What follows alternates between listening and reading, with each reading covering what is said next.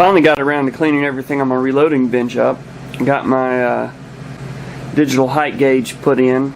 I've got to level up the marble and trim the edges a little there, but it's a 24-inch digital height gauge.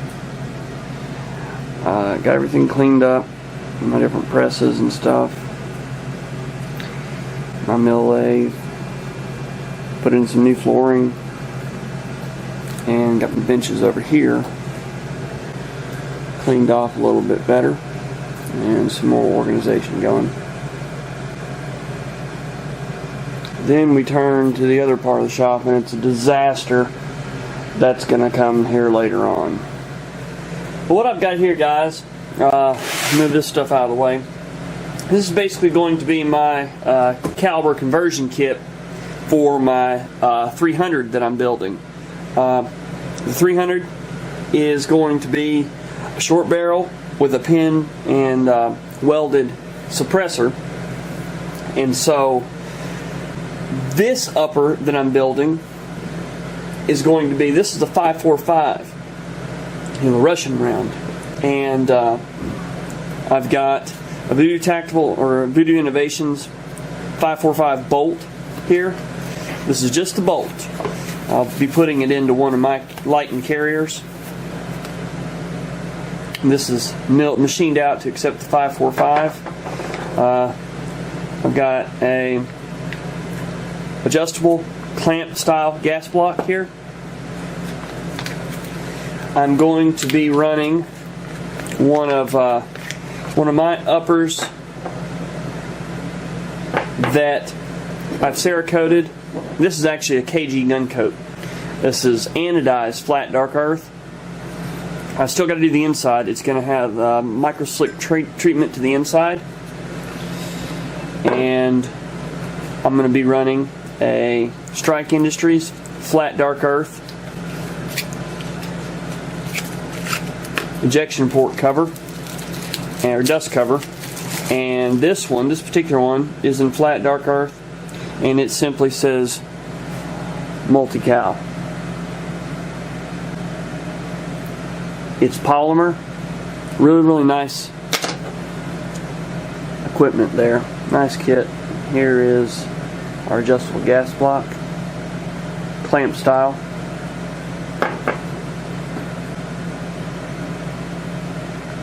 Voodoo Innovations 5.45 by 39 bolt. And you can see this color, it's almost got a shimmer to it, kind of a sheen. That's that anodized flat dark earth look. A little bit different than what you're used to seeing. Got our 5.45 barrel. It's M4 profile. I'm going to be running a Strike Industries J-Comp compensator on it.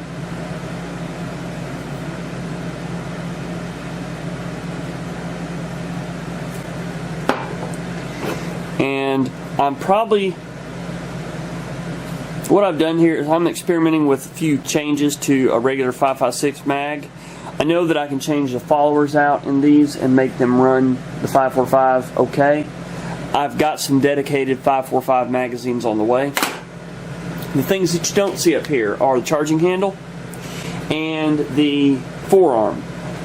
I'm kind of at a dilemma with my forearm situation, because this right here is the forearm that I'm going to be running with the 300 blackout suppressed. And that's because the barrel is going to be, say, if this is where the upper started, say if it was in like that, the barrel is 8 inches long, and so the suppressor is 9 1/4, something like that long, so the end of the suppressor will be right here. Now for this setup,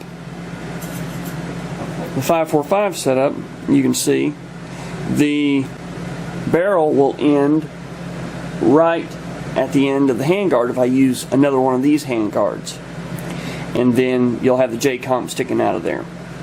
I can do that, or I could go with one of the Strike Industries handguards that is much skinnier and more comfortable.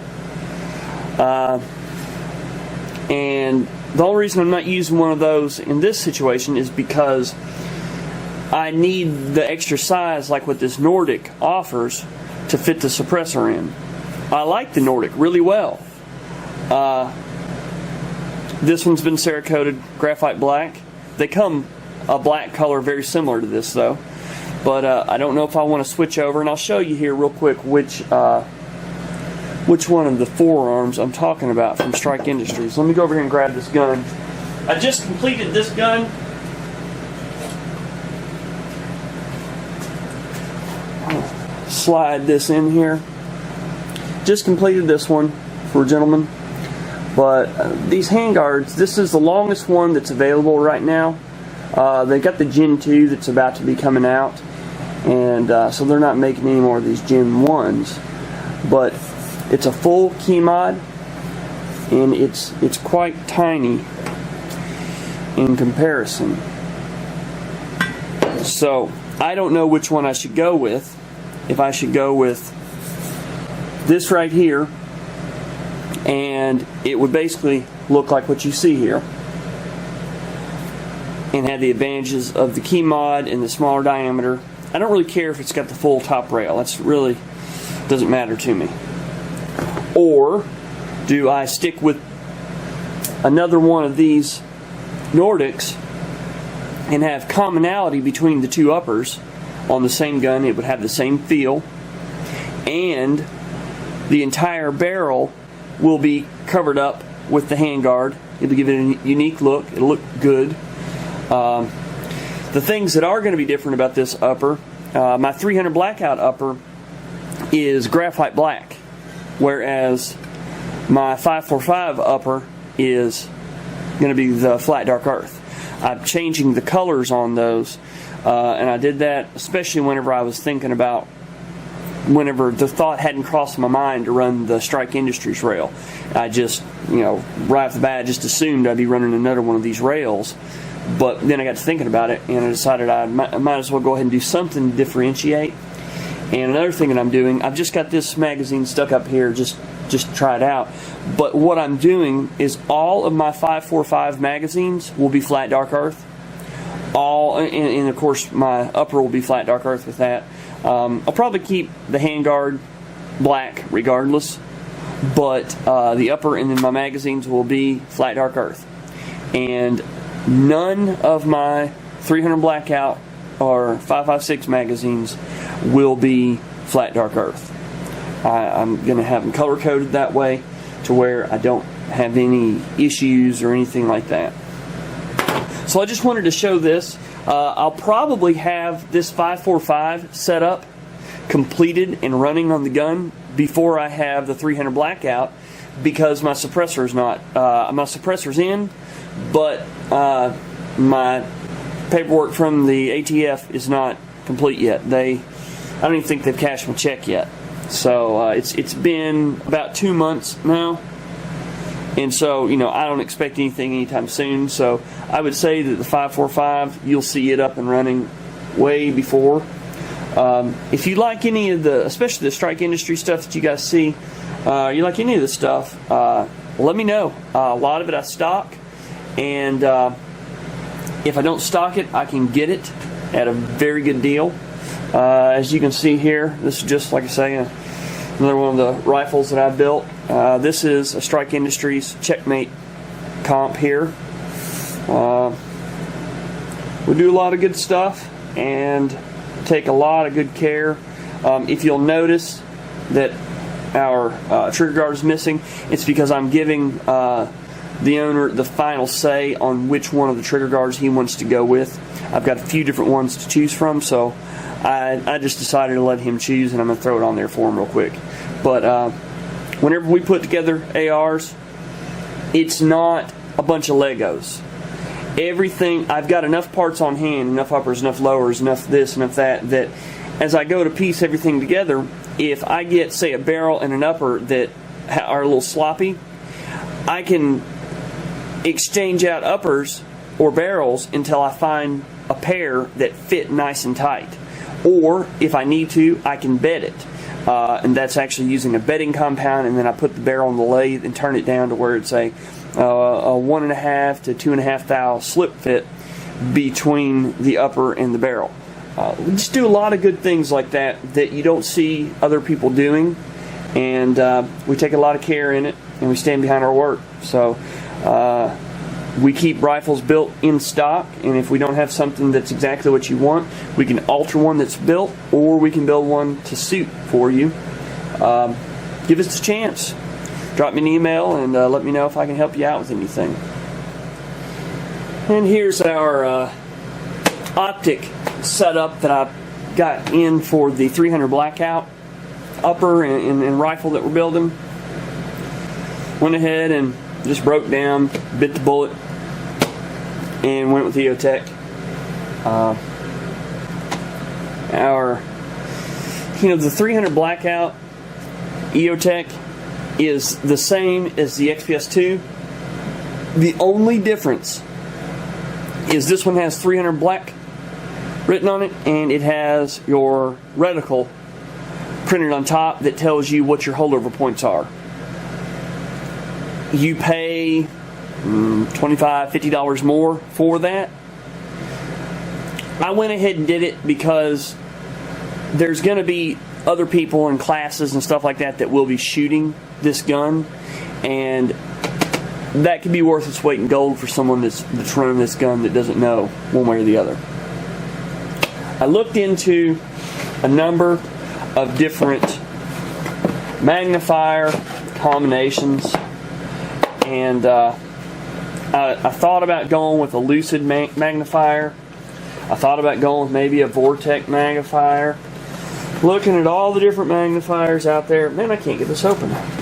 And you know what? I just decided that if I've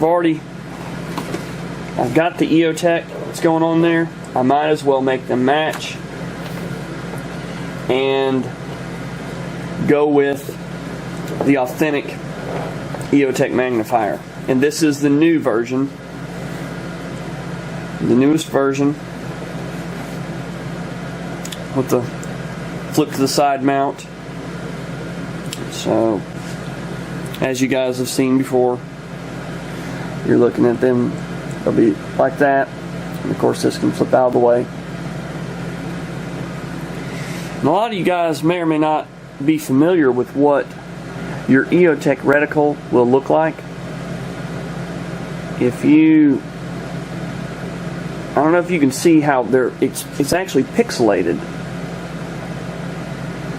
the outer ring. And if you are unsure if you've got an authentic or a copy of an EOTECH, because there's a lot of copies that look real similar, just look at that reticle, and if the outer ring looks pixelated, almost fuzzy, then you've got an authentic EOTECH. If the outer ring is a solid, clear line, then you have got a counterfeit. And that seems counterintuitive, but that's just the way that the hologram actually works. It's pixeled rather than just being etched onto the reticle or etched onto the glass, like how a lot of them are. I may be talking out of my rear there as to the technology behind it and the hows and whys, but the message remains the same. So there's that, and I'm really looking forward to getting that stuff on and running. A dilemma that I'm having, this is a quick disconnect, and for under $100 I can get the quick disconnect latch for this, and that would allow me to quickly detach both of these from the 300 blackout upper and put them on my 545 upper. Or for a little bit more, I thought about on the 545 upper going with probably a 1.5 to 6 power scope. This is a 1 to 4 power, but I thought about going with maybe a 1.5 to 6 power illuminated scope. And that 545's got a little bit more range on it, so I was thinking that maybe going with a dedicated scope for it, I'd be better off. I don't know if you guys got any ideas or anything as to what handguard I should do, what your thoughts are on that, or what optic combination I should go with. I'd like to hear it. Definitely like to hear it. And here's another pickup that I've got here. What this one is, it's a shooting chronograph. And with me running the 300 blackout, and I'm going to be running it subsonic, the only way to go with that round is reloading. And you can reload effectively and economically and enjoy running that gun. Reloading gives you a lot of room to play, lets you tune everything, and man, it's a lot of fun. I enjoy reloading. Up until now, I have solely reloaded for volume. I was not worried about meeting power factor. I was not worried about hunting or killing with my reloads. I was worried about making steel go ping and paper have holes in it. And with that being said, my criteria was don't blow the gun up, don't get a squib load. For those of you who don't know, squib load, that means that the primer ignited and either there was no powder or a little bit of powder, or the powder was wet and there was enough juice to get that bullet out of the case, but it got stuck in the barrel. That's a squib load. If your gun ever sounds or feels different when you're firing, do not rack another round in and persist. Do a malfunction, take the time to check it. You'll just have to learn that and get with an instructor. I've got a few videos that discuss that, but that's a squib load. I'm getting off on a tangent here. So I knew I didn't want to get to the maximum, and I didn't want to get at the bottom. And so it was very easy for me to do reloads. I could do them on a progressive press, pound them out, didn't matter. Well, I decided to go ahead and pick up a chronograph because I want to, with the subsonic setup running, I think with these bullets I've got, they're 245 grain bullets that I'm going to be running out of that subsonic 300 blackout loading. Let's get that to focus. There we go. So that's 245 grains of lead going down range. Now, there's all kinds of different powders. It's a little tricky to get your gun dialed in when you're running the subsonic loads, and then you consider I'm running a light and bolt carrier, adjustable gas block, my buffer system is adjustable. All these different things, all these different factors affect the other ones. Well, then I want to keep my loadings below the supersonic range so they're that much quieter. This will help me do that. Now, what is beautiful about this system, there are a number of systems out there, and there are some of your more expensive systems that have been out there. The old school ones is what I'm going to call it, because everything prior to this I consider to be the old way of doing things, almost analog. It's all digital, but we're going to call it, like almost analog. If they data logged, they had an output, basically like a serial output to a little thermal printer or something like that, where they could print stuff off for you, or they could data log, and they would have their little display here, and that's great. It would log things for you, keep track of it, but it was the old way of doing it. What this one does is it allows you to take your iPhone or your Android phone, hook it to it, and it will data log everything onto your Android device or your iPhone. It will allow you to go in and type in your load data. So if you're running these rounds, you can go in there and you can type in that you were running accurate 5744, 11 grains of it. Your overall length was X921. You know, you can put everything in there, and that way you can go back and this will let you export directly to a spreadsheet, and you can put it all out there and see what different load data gave you what results. It will on the fly give you averages. It will correct. This is just unbelievable what options you have here. And so that's why I'm calling this the new way of doing things. This is the first one that I've seen that's like this, and I believe that from here on out they will all be like this. Anyone that doesn't do this is missing the boat. So the app for doing this is a free app. What we'll do here is we'll go ahead and download that app, because I don't have it here on my tablet. We're going to see if you guys can see what I'm doing here. Alright.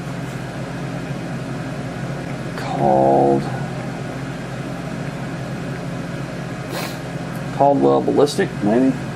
There we go. Chronograph. You can see Swarovski. I can't pronounce that. You've got all different kinds of ballistics calculators and different programs for your Android platform or whatever. Highly recommend you guys look into some of that stuff. So here's your chronograph, and we'll just do some of the example screens here. It'll give you your averages. You can enter the description there, like what I was saying. It'll give you your standard deviation, min, max, spread, shots per second. What else? You can type in your distance to the chronograph, your ballistic coefficient of the rounds you're running. It automatically logs the temperature and the barometric pressure.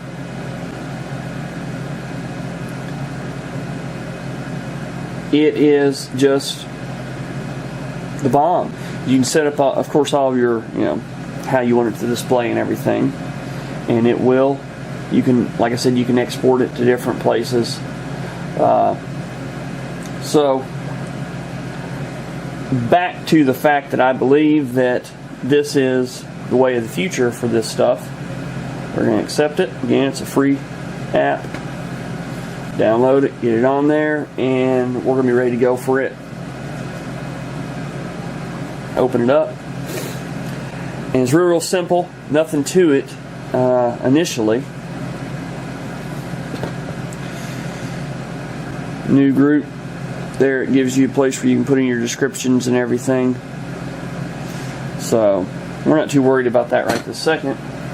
Let's go ahead and open this up and show you guys what we've got. Sorry about the sniffles.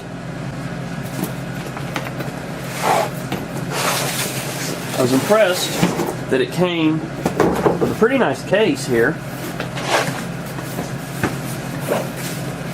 Nice strap on it. Heavy duty. And the zipper's kind of like a lot of IFAC kits that I've seen, and the ones I prefer, where you yank that double zipper, you got Velcro that holds it on there, and it will fillet that open to where you can access it. You've got a big pocket to open that up to. So you've got your sunshades, and if you guys get to looking at this stuff and don't understand what they mean when they say sunshades, that's what these are. And yes, they shade the sun from the sensor. This works off of, it almost works off of shadow, like a shadow. As the bullet, you're going to shoot the bullet in between there, right down the line. You can see here, he's got the muzzle shooting down there, and you're aiming for that area there. You're going to shoot in between there. And right here is a sensor, and here's a sensor, and I'll show you on the unit. And as that goes through there, it logs, it's almost like it logs that shadow of that bullet going through there. And it knows the distance between there, and it counts the time. And that's how it does what it does. So here's the meat of the operation. This is your main unit. And that's the sensors I was talking about. Meters per second, feet per second, you can change it there. And you've got your main display. Got a USB, like your printer output port there. You've got your, I believe that is going to be the output for the iPhone. Yeah, that's what it'll be for your iPhone or your Android phone. We'll double check, because here takes a spare battery, 9-volt battery, and it's got a place for a spare battery in there. And I'm learning this as we're going as well, guys, so if I hesitate for a second, it's because I'm figuring it out as we go. Here's our connection cable.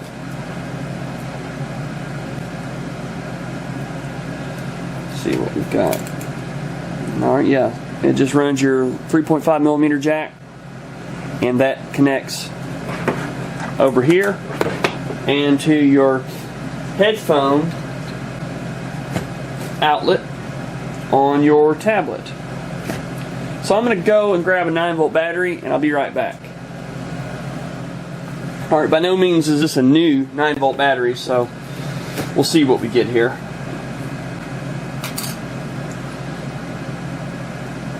And let me go ahead and say, this is the kit. You can purchase this chronograph without the bag and the entire kit. This kit came with a tripod. It came with everything. And it was not that much more.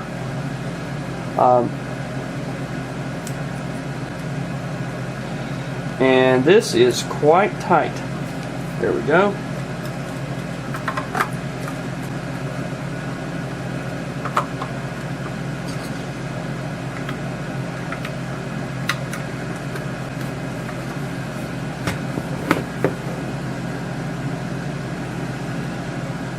Okay.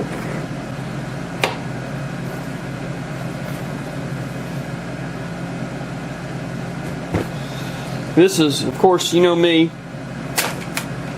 We don't need no stinking directions, right? Let's just plug it in and see what happens.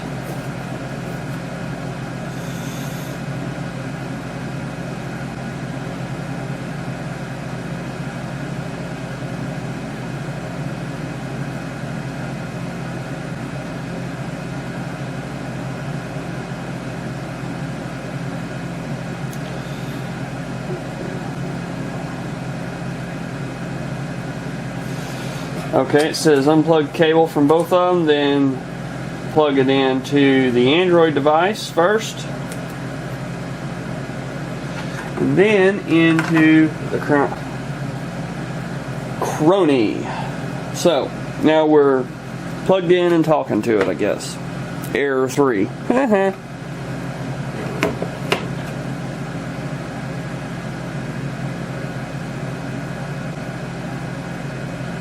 So I'm going to hit a bunch of buttons there.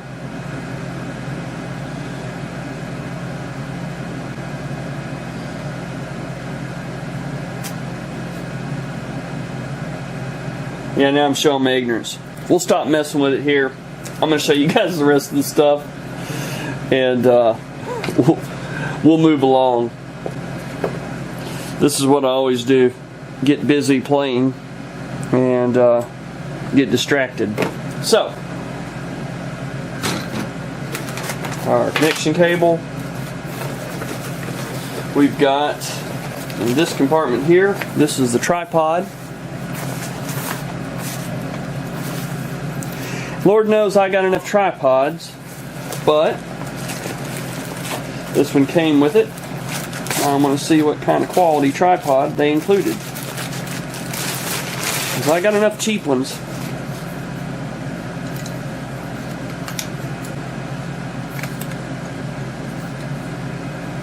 If it's a good enough one, I'll use it for my cameras and Put a cheap one with it. It's nothing special, but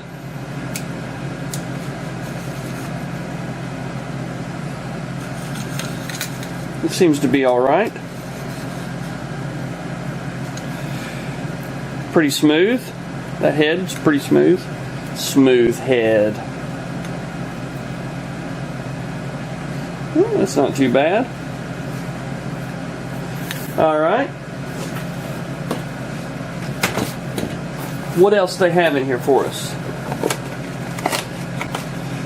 Got an external power pack, maybe?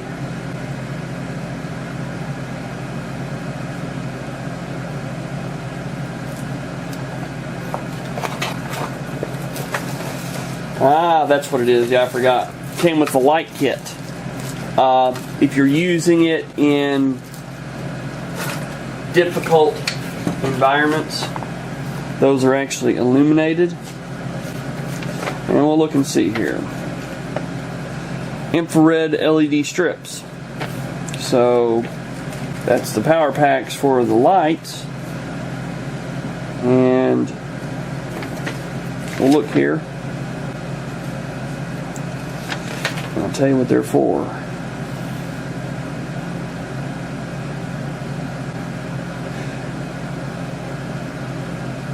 Optional light kit. Infrared LEDs provide the highest level of performance with the chronograph sensors. IR light is not visible to the human eye. No shit. Let's see here. The high output LEDs consume battery power rapidly.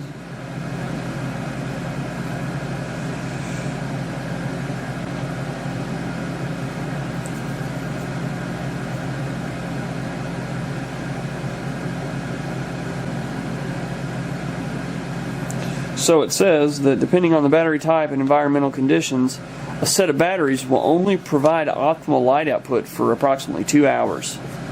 So those suckers are sucking the juice.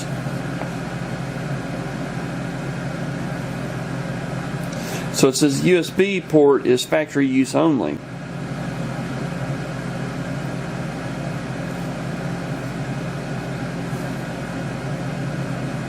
Your app functions for your smartphone connection, instant readout, note log, temperature, all the things I said, zip code location. You can save, email, and text shot groups. So your shot groups.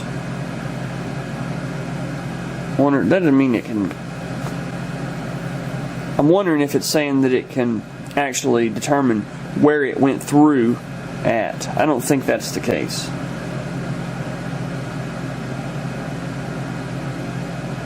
No, it's just saying the group of your shots, your information on it. It says avoid low light conditions such as sunrise and sunset. During these times, the extreme low angle of the sun can cause added variation due to reflections and low levels of light. Use the optional light kit. Use of the optional light kit will improve function in these conditions.